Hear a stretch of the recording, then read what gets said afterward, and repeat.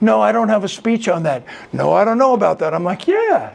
So how did I start my speech? With people who have heard me speak twice. Huge room full of leaders. And I said, you know, a preacher in an upscale, very posh East Side church is up in front of his congregation saving souls. And all of a sudden the door of the church opens and in walks a homeless guy with a weathered, tattered Bible under his armpit. Comes in and sits down on a bench. And these pompous windbags are so revolted by this guy. They hold their noses. They protect their children from this incident and slide away. As soon as the preacher finishes his sermon, he beelines it to this homeless guy and he says, hey, look around. This is a very wealthy, posh church, and we have a dress code in my church. So if you ever decide to come back, you need to ask God what you should wear in a wealthy church like mine. Homeless guy says, I will. Next week, church starts to fill up. Preacher hasn't started preaching yet, and in comes the same homeless guy.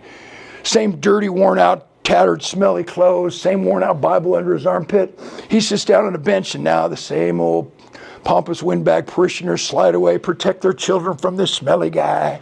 And the preacher sees what's going on and he beelines it to the guy and says, hey, don't you remember our conversation last week? I said, I want you to ask God what you should wear in a posh church like mine. And the homeless guy said, I did. This guy says, well, what did God tell you? Homeless guy said, well, God told me he didn't know what I should wear in a church like yours because he's never been here before.